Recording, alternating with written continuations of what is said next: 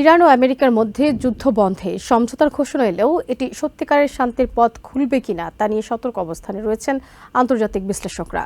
তাদের মতে হরমুজ প্রণালী খুলে দেয়া এবং সামরিক সংঘাত বন্ধ করা বড় অগ্রগতি হলেও পারমাণবিক কর্মসূচি, নিষেধাজ্ঞা প্রত্যাহার এবং মধ্যপ্রাচ্যের নিরাপত্তা নিয়ে এখনও কঠিন আলোচনা বাকি। কেউ বলছেন যুদ্ধের চেয়ে একটি কূটনৈতিক আলোচনা শুরু করা ভালো, আবার কারো মতে বিস্তারিত চুক্তি ছাড়া আগামী ৬০ দিনের আলোচনা হবে আসল পরীক্ষা। পাকিস্তানের প্রধানমন্ত্রী শাহবাজ শরীফ জানান, দীর্ঘ আলোচনার পর দুই পক্ষ সমঝোতায় পৌঁছেছে এবং সুইজারল্যান্ডে আনুষ্ঠানিক স্বাক্ষরের প্রস্তুতি নেওয়া হচ্ছে। সিএনএনের আন্তর্জাতিক কূটনৈতিক সম্পাদক নিক রবার্টসন বলেন, এই সমঝোতা যুদ্ধবন্ধের জন্য গুরুত্বপূর্ণ একটি পদক্ষেপ, তবে এখনও অনেক বড় প্রশ্নের উত্তর বাকি রয়েছে।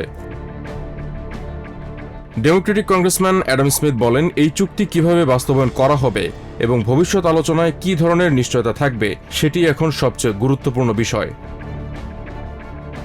অন্যদিকে বিশ্লেষকরা বলছেন, যুদ্ধবিরতি হলেও স্থায়ী শান্তি নিশ্চিত করা সহজ হবে না। আল জাজিরার সিনিয়র রাজনৈতিক বিশ্লেষক মারওয়ান বিশারা মনে করেন, একটি লিখিত সমঝোতা হওয়া যুদ্ধের চেয়ে ভালো, তবে এটি শান্তির নিশ্চয়তা নয়। বিশারার মতে প্রাথমিক সমঝোতা সম্ভবত সীমিত কয়েকটি বিষয়ে তৈরি হয়েছে, যাতে দুই পক্ষই নিজেদের বিজয় দাবি করতে পারে এবং পরবর্তী আলোচনার সুযোগ তৈরি হয়। তিনি বলেন, এই ধরনের সাধারণ সমঝোতা দুই পক্ষকে রাজনৈতিকভাবে সুবিধা দিলেও বিস্তারিত সমাধানের জন্য আরও আলোচনা প্রয়োজন। মধ্যপ্রাচ্য বিশ্লেষক অ্যারন ডেভিড মিলারও সতর্ক অবস্থান নিয়েছেন। তার মতে প্রকৃত মূল্যায়নের আগে চুক্তির লিখিত বিষয়বস্তু দেখা জরুরি।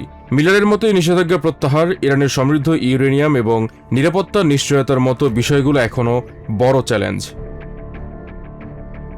সাবেক নেটো অ্যাম্বাসেডর কে বেইলি হাচিনসন বলেছেন, বিস্তারিত জানা না গেলেও এই সমঝোতা অন্তত অচলাবস্থা ভাঙার একটি শুরু।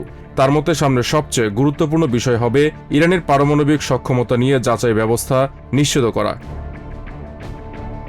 এদিকে ব্রিটেনের প্রধানমন্ত্রী কিয়ার স্টারমার এই সমঝোতাকে স্বাগত জানিয়ে বলেছেন, হরমুজ প্রণালীতে স্বাধীন নৌ চলাচল নিশ্চিত করতে হবে এবং ইরান যেন কখনো পারমাণবিক অস্ত্র অর্জন করতে না পারে সেটিও নিশ্চিত করা জরুরি।